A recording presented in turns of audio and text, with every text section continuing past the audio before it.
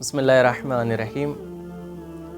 एक छोटा सा वाक़या अर्ज़ खिदमत है कि हज़रत बहलूल दाना को किसी गांव के लोगों ने दावत दी कि आगा साहब आएँ और हमें कुछ सुनाएं ताकि हम आपकी उस तकारीर से, उन अल्फाज से महजूज़ हों।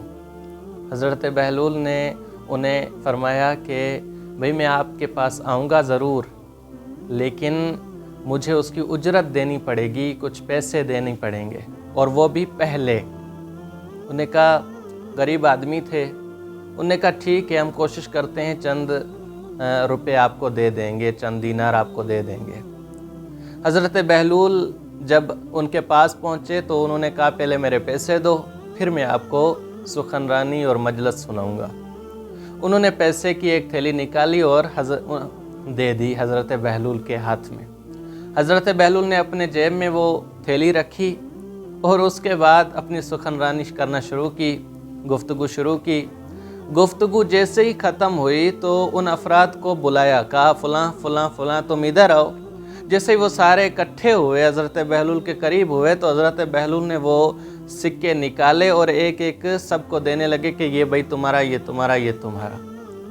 जब ये माजरा उन सब ने देखी तो हज़रत बहलूल को कहने लगे, आगा साहब हमने आपको सुखनरानी के लिए बुलाया, आपने कहा कि पैसे चाहिए, तो अब ये पैसे वापस क्यों दे रहे हो? बेहतरीन जवाब है जो आज कल हमारी ज़िंदगी के लिए बहुत अहम है। हज़रत बहलूल ने बहुत प्यारा जवाब दिया और फरमाते हैं, इसलिए कि कहते हैं कि जिसके जेब में पैसा हो वो बातें बहुत अच्छी करता है, और जिन्होंने पैसा दिया हो कहते हैं कि वो सुनते बहुत अच्छा हैं। तो मैंने आपसे पैसे लिए ताकि मैं बहुत अच्छे तरीके से बोल सकूं, मेरे पास पैसे होंगे यानी मैं जो बोलूँगा वो सही बोलूँगा, और आपने पैसे दिए हुए हैं तो मेरी गुफ्तगू को गौर से समाअत फरमाएंगे। तो कहावत भी मशहूर है कि जो गोश्त फरोश आपको सस्ता गोश्त देता है तो लोग कहते हैं कि देखो कहीं ये हराम तो नहीं बेच रहा, कहीं ये गलत काम करके तो नहीं दे रहा।